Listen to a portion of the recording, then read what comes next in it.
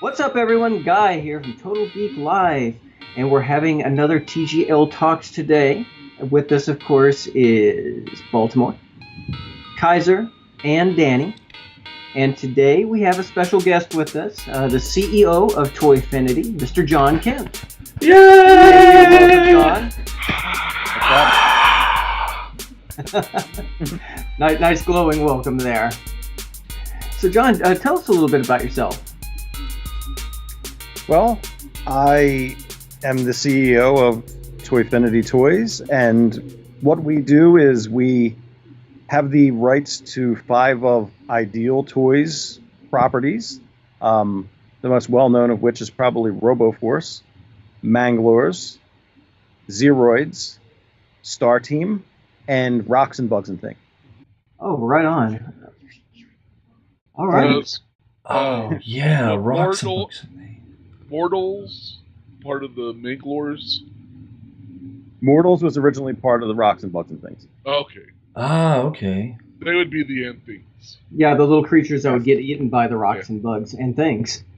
That was exactly how they named it. They said we have a line full of rocks and bugs and these little things, and they couldn't come up with a better name. Yeah. That's kind of brilliant. Huh. And it was one of the last lines they put out. What we do is we've taken these properties and we've combined them into one overall narrative, and we're slowly reintroducing the toys to the marketplace as part of the Glios system of toys, which is an independent toy system that has been running for over 10 years now. Oh, wow. I hadn't realized it had been going that long. Yeah, it kind of sneaks up on you. Yeah, time often does that for sure. And Glios is the modular snap together system. Yes. Yes. Oh. Matt Dowdy is the father of the Glios system, and what he envisioned was a series of toys where you could interchange the pieces to give you more customization ability over those characters. Because he had always been a heavy proponent of customizing your toys by hand. So if you have his character Faden, and you have one that's primarily blue that has red limbs, let's say, and you have another one that has black limbs, you can swap the black for the red to make it more in line with how you want it to be presented in your collection. Oh, okay. Oh, very nice. And it also helps that the more figures you collect, the greater your ability to customize it to your liking. Right. Yeah, I caught a video, a guy just with 2 figures. I think it was a Sentinel figure, and I can't remember the other toy. It was from another line, but he created Johnny 5 from Short Circuit. Oh, nice. Just from these 2 sets and just a little creativity, and I was like, oh, that's really cool, because, I've always grew up on robots and everything, and Johnny 5 and Robo Force, and just said, oh, this is all, yee! I'm kind of excited here. Sorry if I start to ramble, I'll stop. We're here for you, John. I think that overall there are about 30 plus lines using the Glio system now. Oh, wow.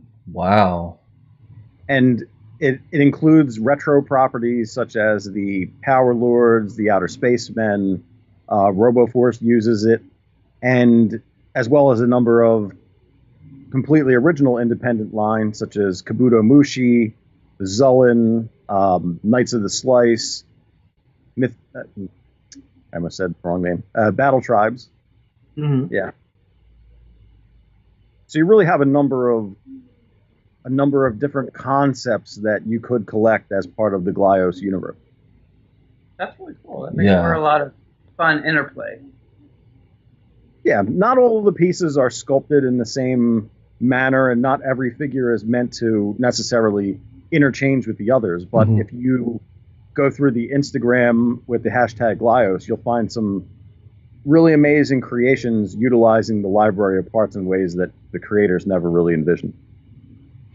That often tends to be the way. Fans always find a way to make a property their own that the original designers never even thought about or intended. Yeah. We did hide Johnny Five in there on purpose, though. Nice. That is pretty fantastic. It's very, very cool. So we were fortunate enough to start talking with you. I was a big fan of Robo Force as a kid, and I kind of shared my love of that on Total Geek Live a couple of weeks back. And by good fortune, we started a dialogue with you, and just kind of certainly got you to join us on the show tonight. So certainly there's a lot of questions, especially like being a fan of these toys when I was a kid. I think one of my first questions is, how did you end up obtaining the rights for the Robo Force from Ideal? It started in the early 2000s, where I had been a collector for a number of years, and I wanted to start a website. So I looked around, and everything that I was really passionate about already had pretty comprehensive websites at that point. G.I. Joes, Transformers, Masters of the Universe. So as I was looking through, one of the only lines that I couldn't find a website about was Rocks and Bugs and Things. So I, at that point, couldn't even determine if they had released all 10 of the figures that were pictured on the boxes. And had no idea if all of the mortals that they showed on the boxes had been released. So I went about creating a website using Tripod, a free web hosting Yes. Yes. And since there's no real narrative to the line other than a couple of blurbs on the box, I made up a story about this Vietnam vet who had fallen into a land of the lost type of place and was battling the Rocks and Bugs and Things while trying to get home, just completely out of my head. And through that website, I was contacted by the gentleman who actually had created Rocks and Bugs and Things. Oh wow. nice. He had, did a Google search for that line and found my site, and we corresponded a few times. He passed away a few years back, but I had asked him at the time, I said, do you know who owns the rights to this now? And he said that, Ideal, or whoever bought the remains of Ideal, would own those rights. So if you flash forward to a number of years later, I am good friends with Matt Dowdy, the father of Glyos, and I was developing my own original Glyos IP that we probably would have released somewhere in 2013, around there. And as I'm sure most of us do who collect, I have probably 25 saved searches on eBay. Oh, yes. And there was a week when I did not get any saved searches sent to me via email. And I didn't know that there was a problem because I just didn't even think about it. When I started to go back through to see what I had missed, I found an auction for a Tiltor the Changer, who was an unreleased Robo Force figure. Oh, wow, okay. On eBay. And he was in the wrong box, but it looked like a full production sample. So I was beyond angry that I had missed this figure. Right. It only sold for $25. Wow. Wow. But I have a friendship with Steve from the Robo Plastic Apocalypse.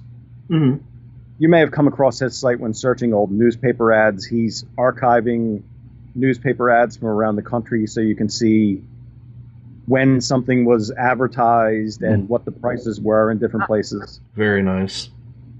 Obsessive compulsive, but it's good to catalog these things. Oh, yeah. So what Steve already knew, because he's archiving these things, is that there was an ad showing an actual physical Series 2 Robo Force from one of the smaller department chains, like a Zayres or something along those lines.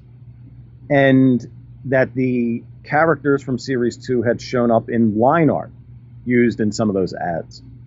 So he invited me onto the show, his show, the Robo Plastic Apocalypse, to talk about what this Tiltor might have been. Mm. And based on the chest sticker looking like a full production chest sticker, we figured that it was a final production sample that just someone who worked at Ideal, because it was in New Jersey, and the headquarters for Ideal was in Newark at the end of its lifespan. That it just was something that had been laying around that somebody took home in a sample box and sold. Wow. So I was mad that I missed it, but if I had gotten it, I never would have found the rights. I always had prided myself on just going into the deep, dark layers of Google to find things. Right? Mm-hmm. Are you familiar with the G.I. Joe Manimals? Half man, half animal type thing? At the end of the G.I. Joe line, they had it where they went into space. Mm-hmm. Right? Not a beloved line of G.I. Joes by anybody's stretch of the imagination. But they had these characters called the Manimals that were going to be 5 inches, and they all had a transformation feature where an alien would have a creature inside of his chest that was like a gigantic chomping jaw. Wild. So they had been canceled back in the 1994, and KB re-released 3 of them in the early 2000s, and they went immediately to 3 for $10 clearance.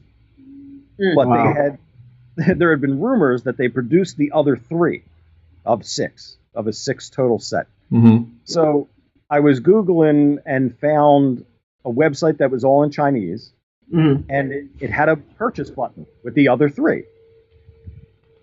And it was one of those kind of websites where you could only get into it from a direct Google link. Like if you tried to click through the site itself, it wouldn't let you go to any other page.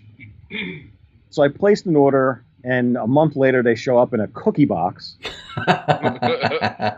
Along with the deed to the license, right? No. But it was the actual figures. So That's awesome. I went on a deep Google search for Robo Force, and I found someone who had the original blueprints for Tildor. Wow. So it was just a drawing of his head. And I emailed this guy through a message board, and I said, "Where did you get these blueprints?" And he said, "I got them from the person who owns the remains of Ideal." And it was just the luck of how this worked, where if it hadn't been Tiltor, if I hadn't missed the auction, I never would have been obsessively searching for this thing and found the person who'd led me to who had the rights. Now, what you need to know is that there are always people who have that vision of the future. Like the guy who put away a complete carded set of Star Wars in '77. Yeah. Is now making major money grading them and stuff. What this guy figured out, and the company's name is American Plastic Toys, is that if you took something that a company had poured development money into, like a board game, once the board game outlived its lifespan in the United States, you could take it to another country and release it there and have spent no money on development costs and just translating it into another language. So if you've ever been to the Family Dollar and seen a board game called Sharky's Diner, what Sharky's Diner actually is the 1975 board game from Ideal of Jaws. Okay. So this game had sold millions of copies in the 70s, and the tooling still exists to make the shark and the junk that goes in his mouth, but he can't call it Jaws unless he gets a license from Universal, right? So he comes up with a new name, Sharky's Diner, and he can sell that to Family Dollar and make money on something that he had no development cost on. So what he would do is, it didn't generally work for action figures because, I mean, most of them had licenses, at a certain point.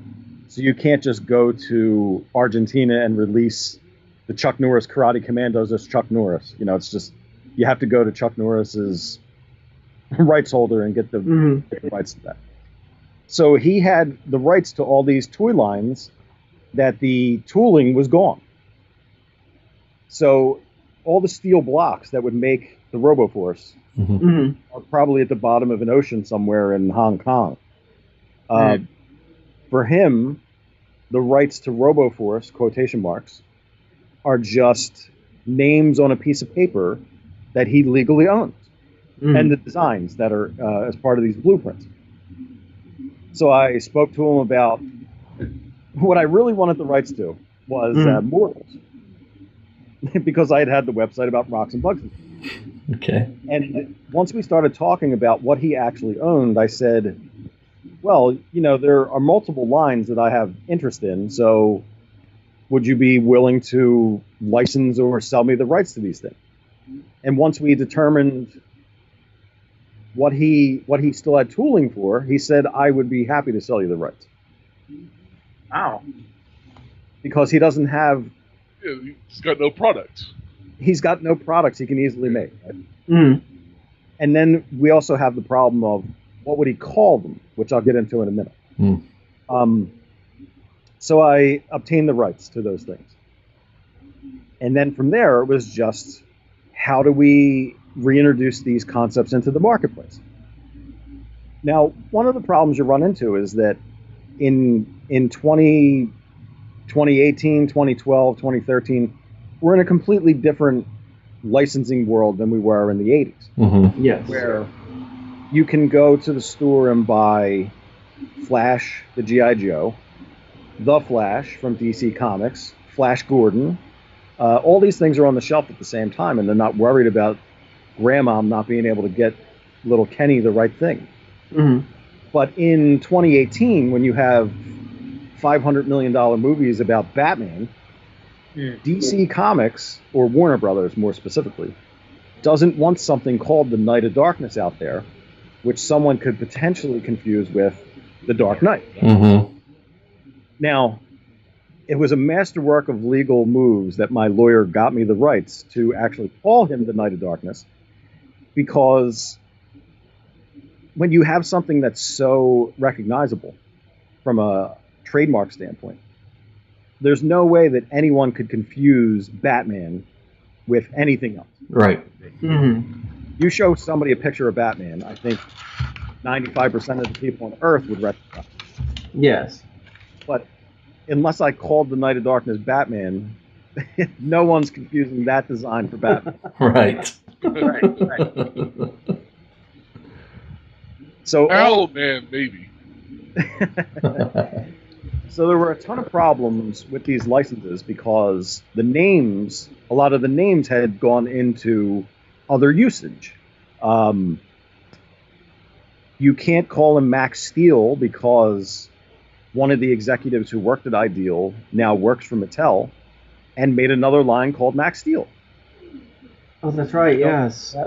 Yeah, I saw that it could be called Max Zero, and then I realized, well, Max Steel probably got nabbed up, so that makes complete sense.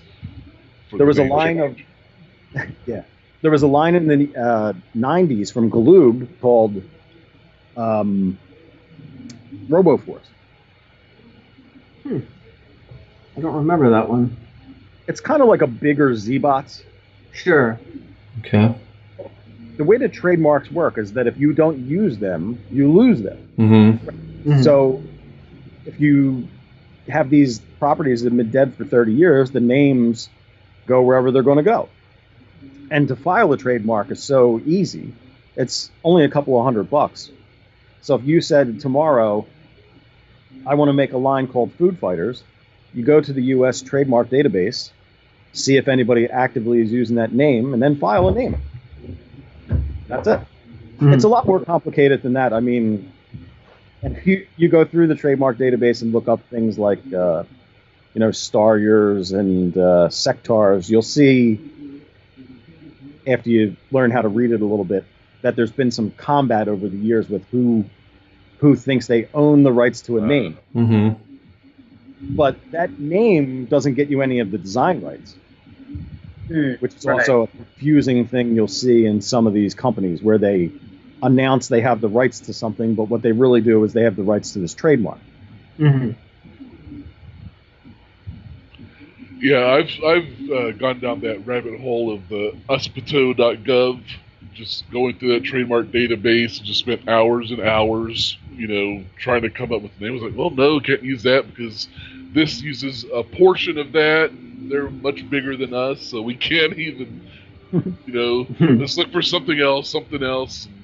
That could be a headache, but when you already have the name that you just buy like you did, that does save a lot of headache.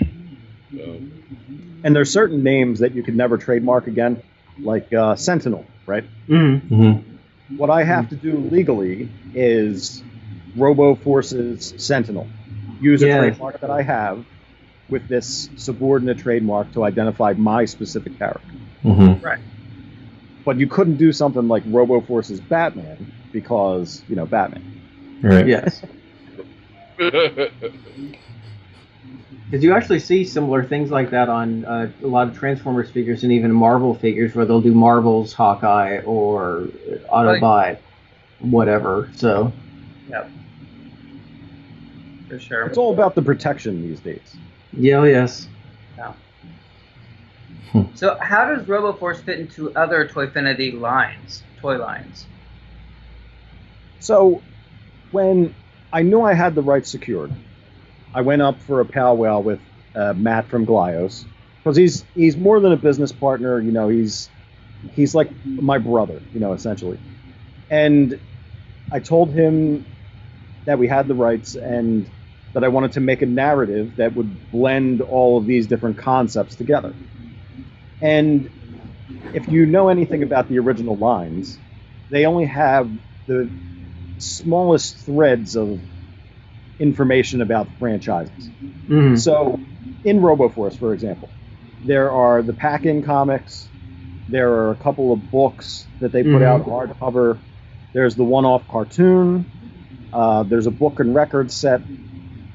So I went through all those pieces of information and made a list of all the different tidbits that they had given.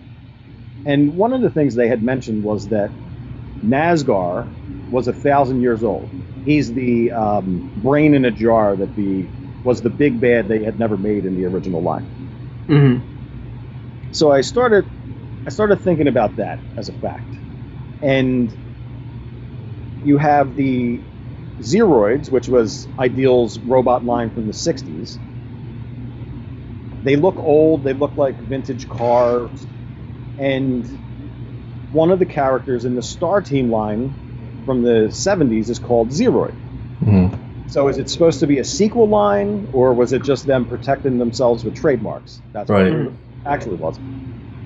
Because they actually had gotten sued by George Lucas for infringement on Star Wars, and Lucas lost. Wow. Because Ideal had already established from the 60s that Zeroid had nothing to do with Star Wars. And the Star Team was a role-playing line they had, which was actually a rip-off of 2001, a space helmet and a grabby piece and everything. Uh-huh. Mm-hmm. So one of the only times in history that Lucas lost a legal challenge. The court did find that the painting on the box was too close to Star Wars. No. Because they had essentially drawn X-Wings on there, but I mean, it was the 70s. Yes. So you take those concepts of the Zeroids going through 2 generations, and then Robo Force. Now, it's 3 decades where they made 3 lines of toys about robots. And it doesn't take a genius to say, well, they're all the same line, it's just different generations of it. Mm-hmm. Mm-hmm. The planet that the Zeroids lived on was Planet Zero, and the planet that the Robo Force lived on was Planet Zeton. Okay, Zero, Zeton, maybe the planet got renamed. And it all started to put this timeline in my head together of, if Nazgar is 1,000 years old, and we say that he fought the Zeroids, when they were new, then you've got this 1,000-year gap, and it's a timeline of where you can put together all this different characters. Mm-hmm. And what it comes down to in the end is, once we finally do make the Manglers, as they've been in development since 2013 when we started doing all this, you'll have the ultimate battle of mechanical versus biological. Cool. Cool monsters versus these robots that are as crazy as you want to build them. Because in the concept of Glyos, you don't have to follow my storyline. If you don't like Maxx or Hun-Dred or any of those characters, you can actually, some people have 3D printed their own pieces, hand cast resin pieces, and you connect it on, and now it's your character. Mm-hmm. That's a great way to. Because growing up with toys, that's what you did. Yeah. You created your own stories with them, and they joined forces. And I had a little Bo and Luke Duke figures that were about the same size as G.I. Joes, and my Bo Luke actually became Cobra Commander. I took him apart, stuck his head on Cobra Commander's body. It was a little loose, but it kind of fit. It explains so much about you. So yeah, we didn't have Glyos system when we were a kid. We had to take the screw off the back and separate the back and make sure the rubber band on the G.I. Joe didn't snap. And, so yeah, having a system in place to do this, I love that concept. It's so cool. Now, speaking of that, do you have any plans to release even a limited edition suction base for someone who'd want more of the original Robo Force base? I mean, because going to the treads and then like the hover legs and all that is great. It makes way more sense. But just for people who love the original toy line, just to have that option to plug in, even if it's not an actual suction cup that just looks like it. Is there any plans to do something like that? Well, and this is where you get into I'm limited because I'm just a person and not a corporation. Mm-hmm. I mean, I am legally incorporated. Let's make that clear. But I'm dealing with my own money, so I'm happy to say that we've never done a Kickstarter. We did raise a little bit of funds by having a Robo Force club where we gave out some exclusive toys, and some paper goods that people are going to get this year when we finally close out the club. But it's all come out of my own pocket and investors' pockets that I've met through, my life here and doing the stuff at the movies. So we're lucky if we can do one figure a year. And after talking to Matt and so many of these other guys who have done Glyos lines, you really have to treat every product you do as the last product that you're going to be able to do. So when I looked at the full roster of what Toyfinity owns, it was ranking the importance of these different characters and concepts. I knew that we had to have the Mortals, right? So if the company had died just making the reproduction of the Mortals, oh well, that would have been fun. But we've been lucky enough to go into a really great Robo Force kit. You can make the definitive version of Maxx, the Maxx that I'd always wished we had. That was more of a science fiction action hero and not a robot with goofy huggy arms. Yeah. Warning, danger. We've been able to update Hun-Dred. We have a pretty good Sentinel. We still have an enemy who hasn't seen release yet, but is coming soon in his classic colors. Soon. I mean, he's coming in the future, because that might not be soon. From there... As soon as our relative in the independent scene. We've then expanded into Zeroid, which gave us all those characters, and you can also do NASCAR and bigger builds. So in our master blueprint, we would like to do another character who does have a base that looks like the suction cup, and more parts to add to your robotic creations. It's just a matter of funding it. Of course. Yeah. And when I look at the arguments for doing a new product, it's, how compelling is it to put in more parts into the robotic side of things, or do we do manglers? And you'll actually have the answer to that question later this year. What we found was the next thing that told us it had to happen. Because I do have a new figure coming later this year. Oh, awesome.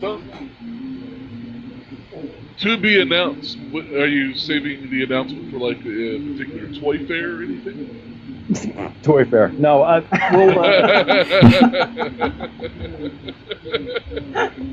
we'll just sneak release it out.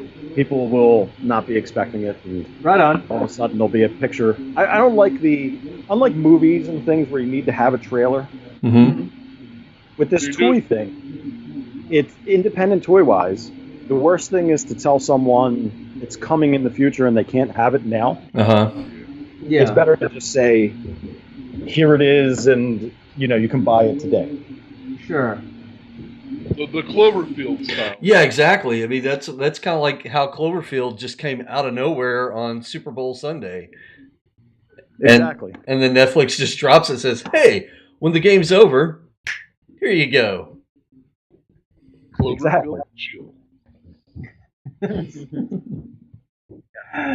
If there was a compelling reason to tell people, if we knew definitively that something would be able to be released sooner rather than later, I would do that. But right. It's more of a, things are so tentative that I want to make sure that we're able to do it before announcing it, which I learned originally Manglers was supposed to be 2014. Sure. And obviously we don't have Mangler toys in our hands, so. Right. Yeah. It's a process. So is there any hesitation on your part of why you wouldn't maybe reach out to the fans through Kickstarter? It's really, I don't have any problem with the people who use Kickstarter to fund their things. It's a great tool to really prove if the concept has legs, to give people the option to buy it ahead of time. Where I don't like it personally for what I do is you're asking people to give you this money when you're unsure of how long it's going to take to give something back. Right. And knowing enough people in the independent toy market personally, I've seen firsthand how it can go awry. Oh, yes. And I really don't want to be liable to provide something to someone that I can't do. One of the problems that I ran into when I did my Robo Force Club is that we had done what they call detail lines. If you look at the Ultimate Maxx or some of the earlier Glyos figures, you'll see that they have detail lining in like a Gundam model kit. All the little detail lines are filled in. And there was a certain point where in the club I had said, you can make any figure detail lined or any figure not detail lined. After we had made that announcement, we had gotten some word from our factory about what detail lines would cost and the quantities that you had to make those in. So I had promised people that they'd be able to do it, and then we couldn't do it because it just was astronomically expensive to do. Like a 2,000 minimum or something like that. Yeah, a really high minimum quantity, plus a price increase, and it just was something that we couldn't do. So I've always kept that in mind, that promising someone something on a timeline, I don't like being in that position of I can't fulfill it. Of course. And I think that's part of what runs me away from a Kickstarter, where in Glyos, because there's a fit functionality to all the figures, you have a system of ports and pins. And it's not... I don't know. You guys tell me what people think happens in the toy industry. Like, when you have G.I. Joes, right? If you take the vintage G.I. Joes from 82 to 94, right? Barring the construction changes, like 82 to 83, when you go from straight arms and, you know, the neck attachment to all the years up to, like, they change the neck hole at a certain point on some of the figures. But you can generally take a G.I. Joe from 83 to 90, let's say, and the heads will swap and it goes in there and it fits. Right. You know? But every once in a while, you'll get a character whose head wobbles. Yeah. Because in the production process, there was something not communicated correctly to the factory, maybe. Or they tried something different, or, you know, whatever it is. So you can't just say to a factory, make this G.I. Joe like every other G.I. Joe that you've ever made, right? So that the arms and things will fit. There's an actual process that goes into that engineering. And in Glyos, you have to really make sure that every single port will accept the pins with the proper depth and the right. You want it tight, but not too tight. Yes. So I don't know if fans understand that, where I've seen a lot of complaints on message boards when you have a G.I. Joe style figure. Well, they made one, they should be able to make these other 30 that they're doing, and it's just not that simple. Right. It's about having that kind of understanding that unless you're involved in it, you won't have that concept. And there are things that get screwed up too, where one thing that I liked that Hasbro of the most recent years, because I don't just, you know, I own a toy company, but I also collect a lot of toys. So I like it when they standardize something like a head ball on a Transformer. Yes. Not that you're generally going to say, I need to put Ironhide's head on Perceptor, but sometimes you get that feeling like you want to do a custom of something. Right. And yes. You take the head off and it's got this small ball port, and then the other figure has this gigantic ball, and you just can't do it unless you're really good at customizing, which I'm not. So why don't they standardize these things? Because then even as you get into repaints and, you know, store exclusives, you would have so many more options. Right. Even if they don't make sense. You know, I don't want 42 Ironhide variants. Yes. Oh, come on. Ironhide fans would. I don't know. Don't the GoBots kind of disprove that, where, you know, nobody's out there clamoring to pick up that GoBot Soundwave because it's Soundwave, right? Yeah, right. Yeah. Like when you did update Robo Force from the original design to the more modern age, I mean, obviously they don't have the huggy arms and they don't have the suction cups. What were some of your thoughts on, like, I've now got control of one of my childhood favorites. This is like people's bucket list. I now own the rights to one of my favorite toys, and I can now do this the way I want to. What were some of your thoughts in stylizing these characters to meet more of your personal thought on how these figures should go? It's a good question. Once I knew that we were going to do Glyos and that it was going to be a kit configuration, I knew that this kit had to make a really great Maxx. You know, if it was just that, you know, awesome. And it was only a little later in the process when we came up with the other concepts. Mostly Matt came up with the concepts, not me. He said to me that if we didn't put legs on it, it would probably fail. Because just having the tank treads, we knew we weren't going to do a suction cup. And I said, if you tie it, we can tie it visually to Zeroids, which at the time I knew we owned, but we couldn't call Zeroids because other people were squatting on the trademark. I said, well, he has to have tank treads to start. That's where I want to start the story. And he's like, I'll make something with legs. I said, I don't know if he would look right with legs. But one of the things that the first people who saw it loved is that he had legs, and he wasn't finally stuck on the ground with this suction cup. So I wanted to mainly make it more modern and less retro goofy look. And this is something that I've talked to other guys who do retro-based lines about, where when you think about a concept, it's difficult to take a step back and realize what the concept actually is because it's already been sold to you, right? Why do people hate Action Master Transformers? Because one of the primary goals of a Transformer is failed by those toys. Because it doesn't transform. Right. Yes. Yeah. Now, if you love the cartoon, right?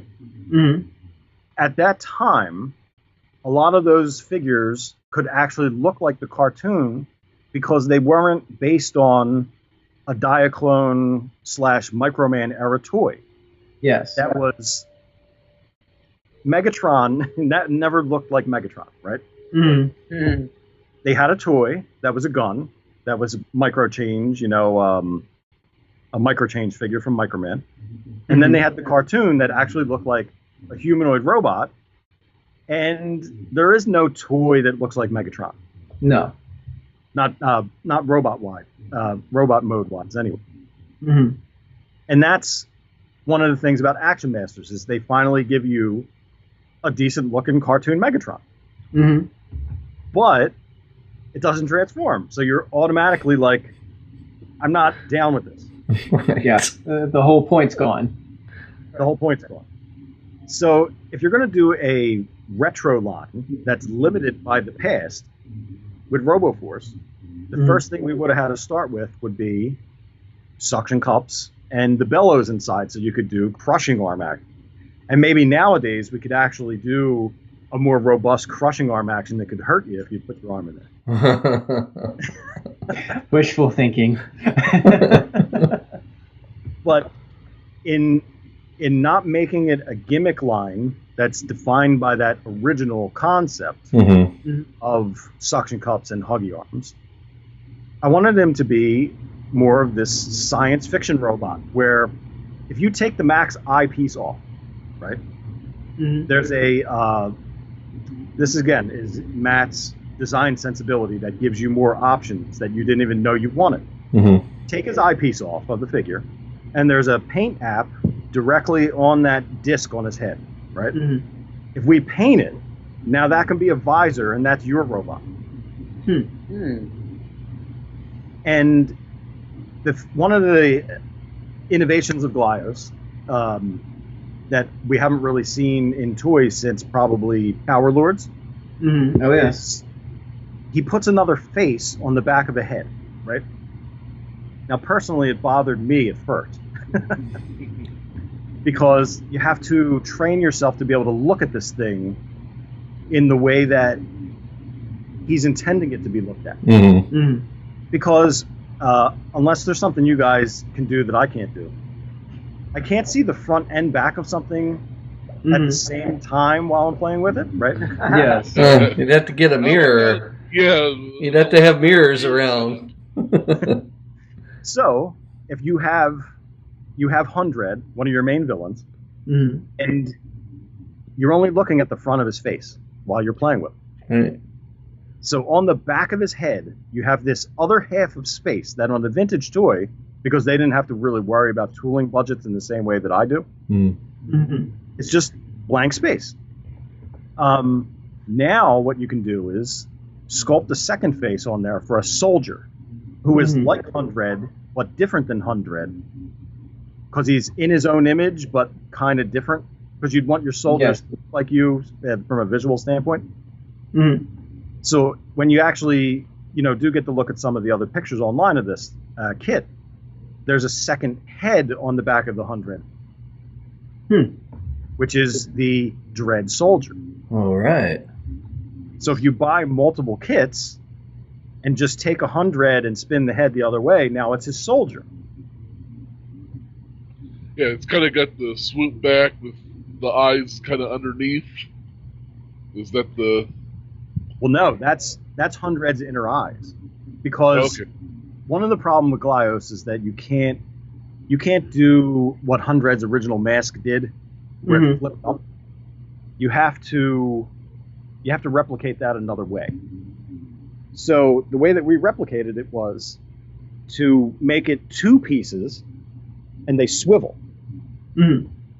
So the Hun-Dred eyes, if you can look at the vintage toy, he has a visor that flips up and he has inner eyes. Yes. What we did was we made it where it's two pieces on 45-degree axis, right? Okay.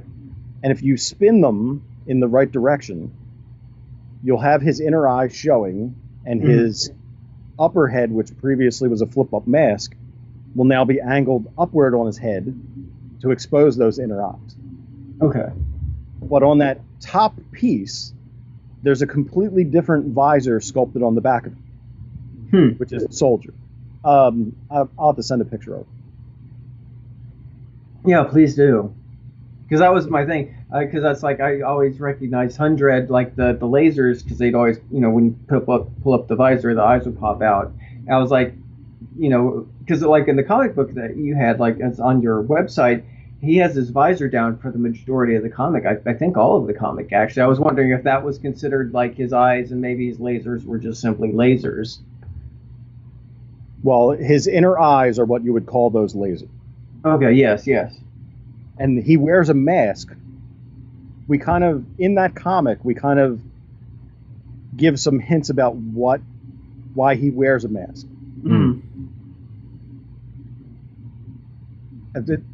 This is another thing. I mean, when you're doing it independent, where if it was up to me, I'd have a comic every month. But it takes a lot of development time to write a script, get the artist to do it, get him to color it, and get to that final stage. Yeah. Art is not cheap. No. Not easy. And we have some great artists. We have Ravi Musso, who's done some Transformer books. We have Jersey Draws. He's done some great works. He had a graphic novel that he drew that was based on the Kennedy assassination. Wow. Yeah, what is available on the website, I really enjoyed, and I read through it a few times in preparation for this call, and I just kept noticing new things, cool little call-outs and shout-outs. It's like, wait, is that the Matrix of Power sitting there? And, it's like, these people. I saw Maximilian's head in one panel from the black hole. Yeah, he's hidden in there. I saw him. I saw him in there. I was like, I know that guy. And I love it. Was I could see where your mind was going, and when you're talking earlier about the merger of all these lines, it was a great kind of rebirth of Maxx in the Glyos system. You just destroy them right out the bat. Spoiler alert. I think it works the other way around. Oh well. And then you bring in the having a blank, the alien guy that he kind of works with. Is that the Z-Core that they're talking about? The alien? Well, in the storyline, my re-envisioning of this concept is that the Zeroids have what's called a Z-Core, and that's what makes them unique in the universe. Where they don't really have to recharge it. It's kind of an unlimited power battery. And it also has in it a series of programs that give the robots personality. So even the Zeroids themselves, they only have 10 of these Z-cores. And there are only 10 Zeroids. And what they'll do is, Zintar is one of the Zeroids, and his main program is to explore. So he creates basically clones of himself that are slightly inferior. I mean, they have personalities, they have life to them, but they don't have Z-cores. So they're able to be destroyed. But they'll go and they'll carry out his mission of exploration, where, there's a Zeroid of intelligence who we haven't introduced into the storyline. He would be a new character to the mythos. But he's the one who is able to take time and spend that time thinking about things and processing information and trying to further the Zeroid race in the universe. And it was something that came to me because we thought about the original Zeroids were the worker robots of the future. And they all had some kind of specialty. Exploration, Zobor is known as the worker, and he's always happy in pictures. You look at his face and, it's just a couple of tape reels, but he looks like he's smiling all the time. So I figured this guy loves the work, and that's going to be his personality, because they really didn't give them personalities in that vintage line. But if you said here's 100 boulders, move them, and he's just like right away, and he's just over there and doing it, because not everything can be this ultra grim Punisher type. Every robot is full of hatred and trying to kill each other all the time. But that's what part of what Max's personality is. He's always got optimism about him. He's not the Michael Bay Optimus Prime who wants to steal your face.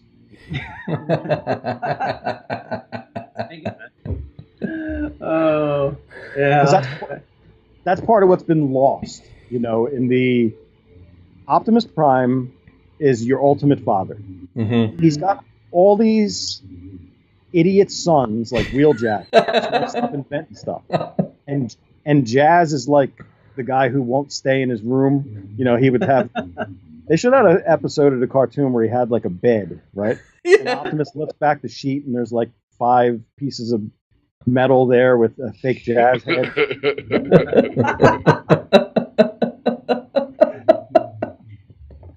I want to see your version of Transformers way more than I ever want to see my thing. I'm just making that super clear. Yeah. It is G1. G1 is goofy. If you tell people, outside of a couple of the mini-bots, I think each one, and even them to some people, they all have defined personality.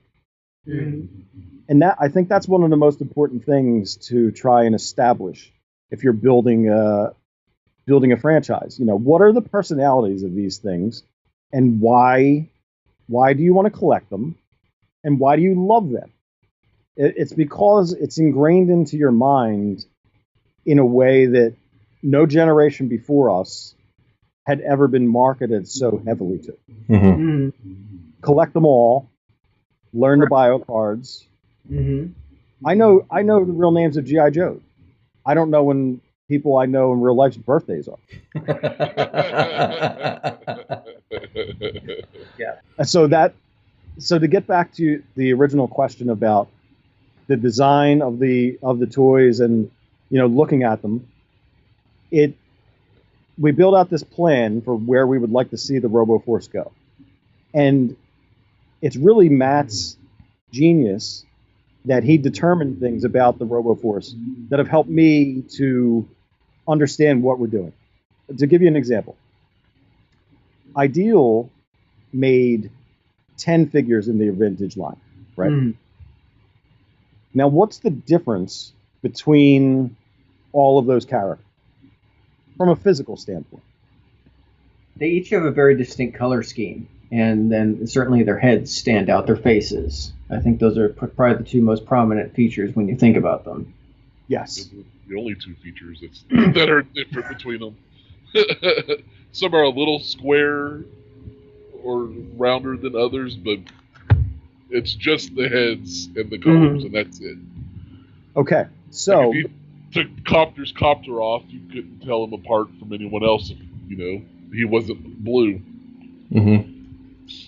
this is exactly the point where Ghost Transformers has the ability to put the different characters in different cars.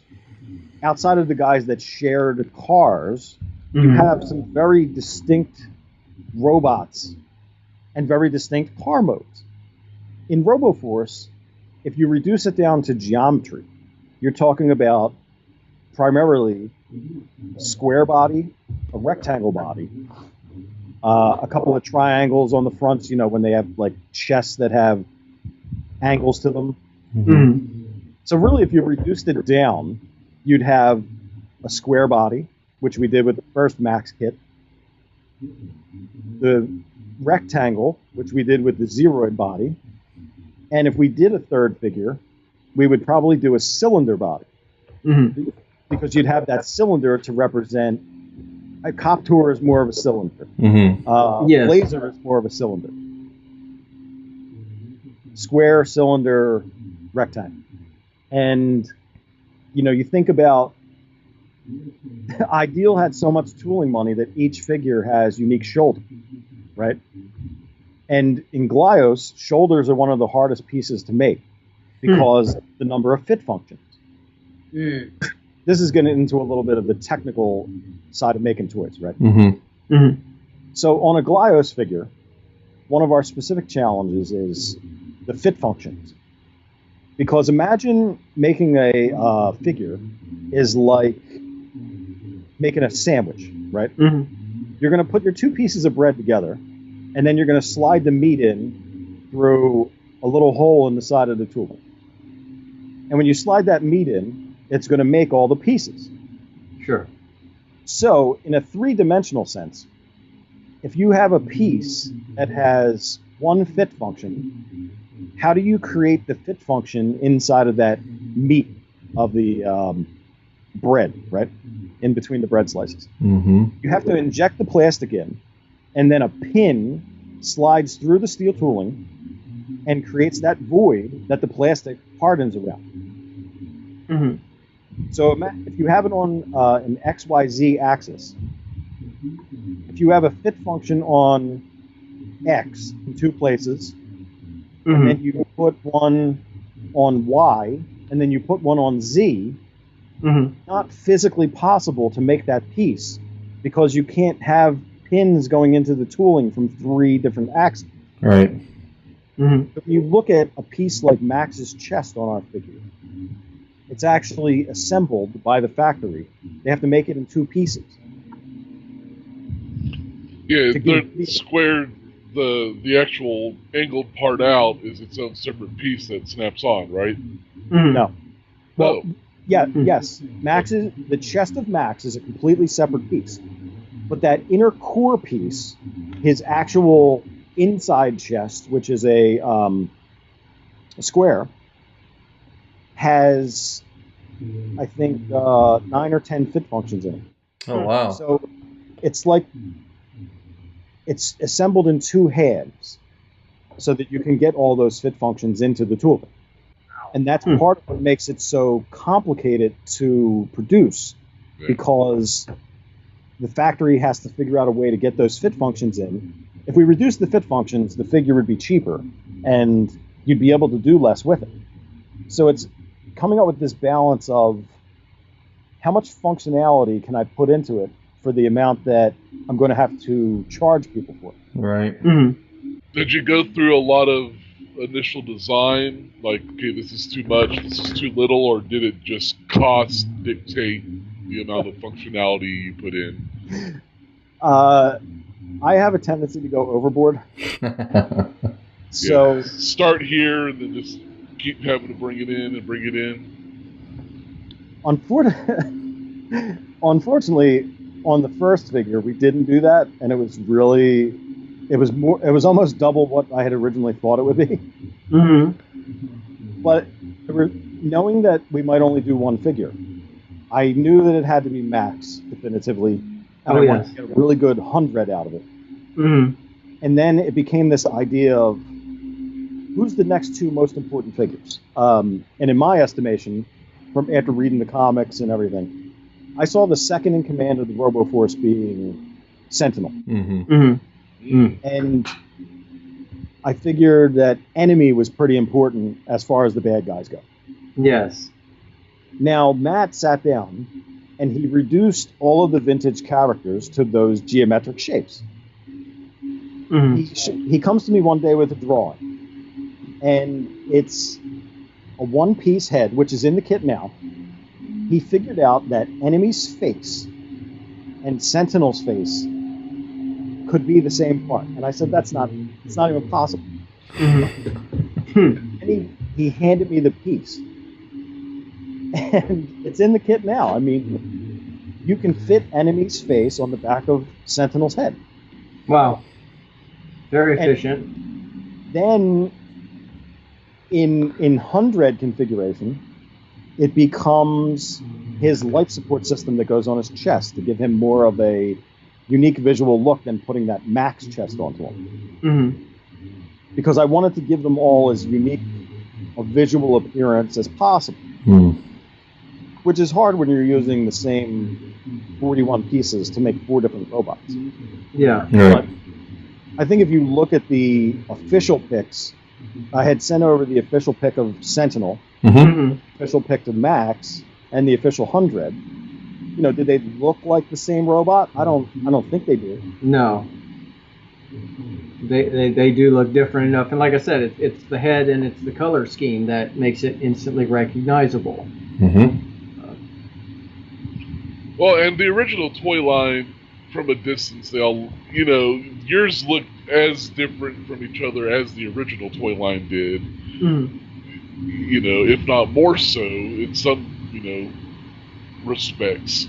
So you found you and Matt together, I think, really found a way to bring forth their iconic look and retain that individuality with that core universal core structure. I'm impressed, actually. It's really amazing what you guys have done. And it is cool to make all these ideal properties have a shared universe with each other, which I think is a really neat aspect, because that's just further growth opportunity that these toys didn't initially have. Yeah, they were pretty limited originally. The funny thing is, people remember Robo Force, but Mangler's was more successful than Robo Force. Wow. That got 2 years out, and Robo Force was 1 year. Yeah. That was 84. Robo Force is 84 and 85, but the second year doesn't come out, so do you really count it? Yeah. Right. Fun Christmas, though. It was a fun Christmas. Well, John, I really appreciate your time in joining us for our talks, and certainly sharing the future of Robo Force with us. I certainly found, where it's going is very interesting, and I can't wait to see the next figures in the series that you have planned. I have my own personal vote for Blazer, so I'll be interested to see how you'll handle him in the future. And for that matter, I'd be interested to see how you introduce rocks and bugs and things to the line. Mm-hmm. That was where one of the concepts that I took was the same way you have Zeroids, Robo Force, and Star Team is one thing. Mm-hmm. Manglers and Rocks and Bugs and Things, I see that as kind of the same line. The comic that is on my site now, which we have a full 24 pages of, I just haven't determined how I'm going to release the last 8 or 9 pages. Sure. Those pages were all drawn by James Groman, who designed a lot of the Mad Balls, My Pet Monster, Barnyard.